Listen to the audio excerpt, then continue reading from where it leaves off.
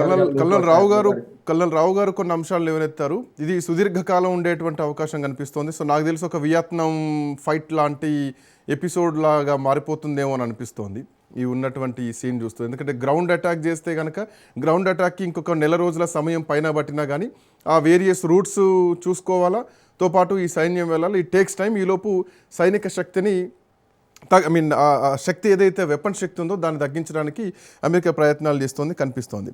But the point ఏంటంటే sir, యుద్ధాన్ని start చేయడం ఈజీయే కానీ యుద్ధాన్ని ఎండ్ చేయడం మాత్రం చాలా కష్టం. ఇప్పటికీ దేశాలు యుద్ధంలో మనం చూస్తూనే ఉన్నాం. ఇక్కడ 2 పాయింట్స్ ఏంటంటే, ఇరాన్ ఎక్కడ తగ్గట్లేదు. పాయింట్ నెంబర్ 1, ఇరాన్లో మళ్ళీ వారసత్వ పాలన వస్తే ఖచ్చితంగా ఇజ్రాయెల్ చంపేస్తామని మాట్లాడుతున్నారు. ఒకవేళ ముజ్తబా ఖమేనీ అధికారం చేపడితే ఇటు అమెరికా కూడా దానికి తోడు ఉంటుంది. అమెరికాకు కావాల్సినటువంటి ప్రభుత్వం అక్కడ ఉండాలి, ఇజ్రాయెల్ కూడా కావాల్సింది అదే. బట్ ఇక్కడ మాత్రం ఖమేనీ వారసత్వం వచ్చేలాంటి పరిస్థితులు కనిపిస్తున్నాయి. ఇదే జరిగితే ఇది ఇంకా లాంగ్ టైం యుద్ధానికే పోయే పరిస్థితులు కనిపిస్తున్నాయి. మోర్ ఓవర్ నాయకుల్ని చంపేస్తారు, ఆ సైన్యాధ్యక్షుల్ని చంపేస్తారు అని చెప్పేసి ఇరాన్ ముందే పసిగట్టింది. 2 సంవత్సరాల ముందు నుంచే గ్రౌండ్ సిద్ధం చేసుకుంది. లక్ష్యాలను కూడా మేము దాడి చేయమని చెప్పింది ఇరాన్ ముందే. బట్ మా పైన దాడి చేస్తే దానికి ప్రతిస్పందిస్తామని చెప్పారు. ఆ రియాక్షన్ ఇప్పుడు మనకు కనిపిస్తుంది. ఆల్రెడీ టార్గెట్ ఫిక్స్ చేసుకుని ఉన్న ఇరాన్ చాలా తెలివిగానే ఉంది. ఈవెన్ ఖమేనీ పోయిన తర్వాత కూడా చేస్తున్నారు. బట్ ఒక వారసత్వ పాలన ఇరాన్లో మొట్టమొదటిసారి వచ్చే అవకాశం ఉందా? వస్తే పరిస్థితులను ఎట్లా చూడవచ్చు? శ్రీకాంత్ గారు, మీకు రావు గారికి అట్లాగే రాజ్ న్యూస్ ప్రేక్షకులకు నమస్కారం. నమస్తే సార్. ఇప్పటిదాకా రావు గారు చెప్పినందుకు పూర్తిగా చూపిస్తున్నాను. ఎందుకంటే మనం అన్న మాట కాదు, ట్రంపే స్వయంగా ఏమన్నాడు, 2-3 వారాలు మినిమం పట్టవచ్చు యుద్ధం ముగియడానికి అన్నాడు. ఆయనే ఎప్పుడు కూడా శత్రువును తక్కువ అంచనా వేసి ఏమంటారు అంటే వారం రోజులు కథ అయిపోద్ది అంటాడు. ఇప్పుడు జనరల్ టాక్ ఏంటంటే శత్రువుని బీట్ చేయడానికి మైండ్ గేమ్ ఆడుతుంటాడు. మైండ్ గేమ్ ఆడే రాజకీయాల్లో కూడా ఆయన ఏం చెప్పాడు, 2-3 వారాలు మినిమం పట్టవచ్చు అంటున్నాడు. అంటే ఇరాన్ శక్తి తక్కువది కాదని శత్రువు కూడా గుర్తించింది. నెంబర్ 1, ఇరాన్ శక్తి నిజం కూడా తక్కువది కాదు. ఏమైందంటే చైనా డైరెక్ట్ దిగకపోవచ్చు కానీ పూర్తిగా సపోర్ట్ చేస్తామని బయటకు వచ్చింది. రష్యా కూడా సపోర్ట్ చేయకపోయినా అంటే మామూలుగా సపోర్టింగ్ అయితే ముందుకు వచ్చింది. కనుక ఇట్లా చూస్తే ఏ గూటి పక్షి ఆ గుడికి చేరుకుంటుంది. శ్రీకాంత్ గారు, నేను ఎప్పుడు కూడా వీళ్ళు అటు ఇటు మాట్లాడుతుంటే బ్రిటన్ పెంచి తిరగబడ్డదాను, బ్రిటన్ తో నేను సంతోషంగా లేనన్నా, నాటో కూటమి దేశాలన్నీ యూరోపియన్ దేశాలన్నీ అమెరికాతోనే ఉంటాయి ఎప్పుడు ఏమని. కాకపోతే ఆనాడు చర్చలు కాదు, ఇవాళ టీమ్స్ స్పాట్ కదా అనే ఒక మాట అన్నారు. అమెరికా అధ్యక్షుడు తక్కువ సెటైల్ ఏం ఇవ్వడు, డబ్బులు సెటైల్ విడుస్తుంటాడు. కనుక అప్పుడు చర్చలకు ఇప్పుడు తేడా ఉంది కదా అనే మాట అంటున్నాడు. కనుక సమస్య లేదు. అన్ని దేశాలు కూడా ఏ గుడి పక్షి ఆ గుడి చేరుకుంటాయి, తప్పనిసరి అదే జరుగుతున్నాడు. కానీ ఇక్కడ ఏంటంటే కీలకం ఏంటంటే, ఇప్పుడు ఇరాన్ ను స్వాధీనం చేసుకునే అవకాశం వెంటనే లేదని నేను అనుకుంటున్నాను. నేనైతే రావు గారితో పూర్తిగా చూపిస్తున్నాను. అది మనం అన్నమాట కూడా కాదు, ట్రంప్ అన్నమాట. కనుక మొత్తం ఈ శక్తులు కూడా తీసుకుంటున్నారు. ఇటుపక్క వీళ్ళ శక్తి తక్కువది కాదు, వాళ్ళది కాదు. కాకపోతే ఇజ్రాయెల్ చూసుకుంటే జనాభా రీత్యా చూసినా ఇరాన్ 9 కోట్ల జనాభా ఎక్కడ, 1 కోటి జనాభా రాని ఇట్లా. కానీ ఐరన్ డ్రోన్ కానీ లేకపోతే అమెరికా సపోర్ట్ కానీ నూతన టెక్నాలజీ కానీ మన ఇజ్రాయెల్ కు ఒక వరం అయితే, ఇజ్రాయెల్ దాడి చేయడానికి వాళ్ళకు అవకాశాలు అయితే, ఈ రెండింటిని కాదని మొండి ధైర్యం. నేను ఎప్పుడు కూడా రాజు కంటే మొండివాడు బలవంతుడు అంటారు. చచ్చేదానికి సిద్ధమైన వాడిని మనం ఏం చేస్తాం, ఏం చేసినా చేస్తానికి సిద్ధమైన వాడు. చూడండి, ఖమేనీ చెప్పిందే, నేను యుద్ధం మొదలుపెట్టింది మీరు, నేను ముగిస్తాను, ముగించుడు ఎట్లా ముగించుడు, ఆయన చావుతో ముగించుడు. అంతేగాని అక్కడ యుద్ధం ముగిలే కదా. ఇవాళ మీరు చూస్తున్న రెండో అంటే ప్రభుత్వం ఏర్పడే క్రమంలో కూడా ట్రంప్ ఒక మాట కూడా వయమార్గం ఉంటాను. వాళ్ళు ఇప్పటికే చర్చలకు ఆలస్యం చేసిండ్రు, సమయం మించిపోయింది, రైలు వెళ్ళిపోయింది, మీరు చర్చలకు తావలేదు, యుద్ధానికి అన్నాడు. అనుకుంటే ఏమన్నాడంటే, మొన్నటి దాకా అక్కడ అంతర్యుద్ధం వస్తుందేమో, అక్కడి నుంచి మనకు ఎవరైనా ఇప్పుడు ప్రజాపల్లి తీసుకొద్దామని ప్రయత్నం చేసిండు. కానీ అది కూడా కాదని చెప్తున్నాడు ఆయన.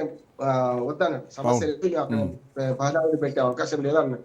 అనుకుంటే ఏమన్నాడంటే, అక్కడి పాలకులు 2వ స్థానంలో 3వ స్థానంలో ఎవరుండో వాళ్ళను మేము పెట్టే ప్రయత్నం చేస్తాము. అంటే వాళ్ళు వస్తారు, మేము కొత్తగా పెట్టే అవసరం లేదు, వారసత్వంగా వచ్చి ఎవరైతే వాళ్ళు ఎన్నుకున్నారు కదా దాని ప్రకారం వస్తారు, అంతకంటే ఏం లేదు, అసలు శత్రువు చనిపోయింది కదా అని మాట పట్టుకుంటున్నారు. అంటే ఇవన్నీ కూడా ట్రంప్ మాటలకు అర్థాలు వేరే కావచ్చు, కానీ ట్రంప్ కొన్ని వాస్తవాలు అప్పుడప్పుడు మాట్లాడుతుంటారు. ఇప్పుడు ఇవన్నీ వాస్తవాలు అంటున్నాను. యుద్ధం కొనసాగుతుందని వాస్తవం, వారసుడిని వాళ్ళు పెట్టమనేది వాస్తవం, యువరాజుని పెట్టమనేది ఇంకో వాస్తవం, 4వది ఏంటంటే వాళ్ళ వారసుడిగా ఎవరు వస్తారో వాళ్ళని పెడతా అనేది 4వ వాస్తవం అంటున్నారు. ఇవన్నీ మాట్లాడుతున్నారు. మనం అర్థం చేసుకోవాల్సింది ఏంటంటే, యుద్ధం ఎన్ని రోజులు కొనసాగితే అందులో ప్రపంచానికి నష్టం అంటున్నారు. ఎక్కువ రోజులు కొనసాగితే ప్రపంచానికి నష్టం. ఇప్పుడు ఉక్రెయిన్ రష్యా వార్లో ఇంత పెద్ద ఎత్తున పశ్చిమాసియాలో జరిగేది జరగదు. ఒక రకంగా చెప్పాలంటే 3 దేశాలు మొదలు పెడితే 13 దేశాలకు వచ్చి విస్తరించింది. ఒక రకంగా 6-7 దేశాలకి ప్రత్యక్షంగా పాల్గొంటున్నాయి యుద్ధంలో. వాళ్ళు వాళ్ళ మీద దాడులు చేస్తే వాడు ఎవరు ఎప్పుడు ఊరుకోరు కదా. మనకు ఏదైతే దుబాయ్ కానీ లేకపోతే మన కువైట్ కానీ యుఏఈ కానీ ఇట్లా ఊరుకుంటారు. అందుకని ఇరాన్ చేసిన పెద్ద పొరపాటు ఏంటంటే శత్రువుల సంఖ్య పెంచుకున్నది అంటున్నాడు. చాలా వరకు వాళ్ళు ఈ రెండు దేశాలతో పోరాడితే వేరుగా ఉంటుండే. అమెరికాను డైరెక్ట్ గా దెబ్బతీయలేరు, ఈశాం అంటున్నారు కానీ తీయలేరు. ఇటు పక్కన ఇజ్రాయెల్ మీద దాడులు చేస్తుంటారు, పెద్దలు నడుస్తూనే ఉంటాయి. కానీ ఏకకాలంలో 360 degrees లో అందరినీ శత్రువు చేసుకోవడం వల్ల ఇరాన్ నష్టపోద్దని నేను అనుకుంటున్నాను. ఇక మత ఛాందసవాదం అంటారా, సమస్య లేదు. ఇరాన్ లో కానీ ఇప్పుడు ఇరాక్ లో కానీ షియాలు ఎక్కువ ఉన్నారు, మన దగ్గర కూడా షియాలు ఎక్కువ ఉన్నారు. సంఘీభావం అందుకని వస్తుంది. మన భారతదేశం మాట్లాడకపోవడం కూడా కారణం ఉందని నేను అంటాను. చాలా వరకు అది కూడా వస్తున్నాయి. ఎందుకంటే మనం డైరెక్ట్ గా ఎప్పుడైనా మనకు ఇరాన్ పాకిస్తాన్ విషయంలో మనకి ఒక్క మాట మనకు సాయం చేసింది ఏనట్టు చేయాలి. అది సరే మన అవసరం మనకు ఉంది కనుక చాబారు ఓటర్ ఎవరి నుంచి మనం తెలుసుకోవడానికి చేస్తున్నాం. కానీ ఇజ్రాయెల్ ఎప్పుడు కూడా మనకు సాయం చేసింది, ఎప్పుడు కూడా మన వైపు నిలబడ్డది కాదు. యుద్ధం పాకిస్తాన్ తో వచ్చిన ప్రతిసారి ఇజ్రాయెల్, రావు గారు చెప్పాలి నాకు కరెక్టా కాదంటే, ఎప్పుడు కూడా ఇజ్రాయెల్ మన వైపు నిలబడ్డది ఎప్పుడు కూడా. కానీ అదే ఇరాన్ నిలబడి ఒక్క మాట సాయం కూడా చేయాలి ఇప్పటిదాకా. ఇరాన్కి ఎందుకు సాయం చేయాలి మనం అనే మాట వస్తుందా రాదంటారా? ఎందుకంటే అంతర్జాతీయ పోలీసుగా వ్యవహరించడం అమెరికా తప్పని అందరం అంటాం. కానీ ఈ విషయంలో మన స్వార్థం మనకు ఉండొద్దు అంటున్నాను. మన స్వార్థం మనకు ఉంది. ఏం చెప్తున్నాం? ఇరాన్ వ్యతిరేకిస్తున్నాం, ఇజ్రాయెల్ వ్యతిరేకిస్తున్నాం. చాలా వరకు ఏం చేస్తున్నారు, చుట్టి మళ్ళీ మోడీ దగ్గరికి తీసుకొస్తున్నారు.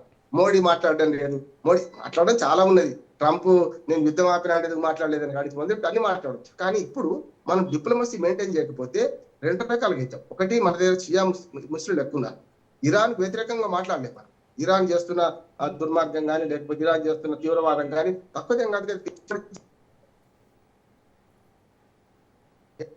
అంటే వాళ్ళ చావు వాళ్ళు కొని తెచ్చుకున్నారు, ప్రపంచ చావు తెస్తున్నారు అంటున్నాను నేను. అట్లానే అమెరికాకు లొంగిపోవాలి, అమెరికాకు దగ్గరకుండాలని ఎవరు అన్నారు?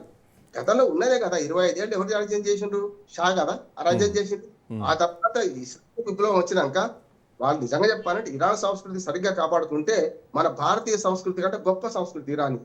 ఒక రకంగా చెప్పాలంటే వాళ్ళు మన తత్వశాస్త్రం ఎంతో ఇరానీ, ఒక రకంగా యాక్చువల్ గా పర్షియా సామ్రాజ్యం కదా. ఒక రకంగా చెప్పాలంటే పర్షియన్స్ కాస్త ఇరానీలో ఎప్పుడైనా ఆర్యన్లు కూడా వాళ్ళే మన దగ్గర అక్కడి నుంచే వచ్చినవంటారు. మన దగ్గరకు వచ్చిన రాలేదు వివాదం వేరే ఉంది. కానీ దక్షిణ భారతదేశం దాకా వచ్చిన రాలేదు తర్వాత. కానీ ఆర్య సంస్కృతి అయితే వాళ్ళదే కదా. అంటే యాన్షియంట్ సంస్కృతి ఒక్కడి నుంచి ఇప్పుడు కాదు. మన భారతీయ సంస్కృతి ఎంత గొప్పదో, ఎంత వెనకడదో అంత గొప్ప సంస్కృతి అది. కానీ వాళ్ళు ఏం చేశారు? ఛాందస్ బాధ ఇరానీల ఏదైతే ఆ విప్లవం వచ్చిందో 79లో అప్పటి నుంచి మొదలైంది అంటున్నాడు. అంతకుముందు నిజంగా చెప్పాలంటే ప్రజాస్వామ్య పాలన వరకు తప్పేం కావచ్చు, అమెరికా తొత్తే కావచ్చు, కానీ ప్రజాస్వామ్య పాలన ఉండే, కొంచెం వెస్ట్రన్ కల్చర్ ఉండే. ఇప్పుడు అది ఏం చేసిండ్రు? ఇసాఫ్ విషయంలో చూసినాం కదా, ఏం జరిగిందో ఇరాన్లో ఏం జరిగిందో చూసినాం కదా. మరి ఇంత మనకు తాలిబాన్ల పాలన లాగా వెనుకకు పోతుంటే ఎవరైనా సమర్థిస్తారా? అందుకే నేను ఏమంటే ఇరాన్ కు మన సమర్థన ఎందుకు ఇంతవరకు ఉందంటే ఐక్యరాజ్య సమితిలో దానికి వ్యతిరేకంగా మన అమెరికాకు వ్యతిరేకంగా విషయం ఎంతవరకు మనం ముందుకెళ్ళి ఇంకేం పోవాలి? రావు గారికి బాగా తెలుసు. గతంలో మనకు మొన్న ఏది ఇరాన్ లో అంతర్యుద్ధం జరుగుతుంది, మానవ హక్కుల ఉల్లంఘన జరుగుతుందని తీర్మానం పెడితే 24 దేశాలు అమెరికాకు అనుకూలంగా చేసి తీర్మానం నెగ్గింది. అటు పక్కన 14 దేశాలు నా ఇతరు ఉన్నారు. కానీ మనం పాకిస్తాన్ తో సహా ఇరాన్ కు అనుకూలంగా అమెరికా వ్యతిరేకంగా ఓటేసినామా లేదా?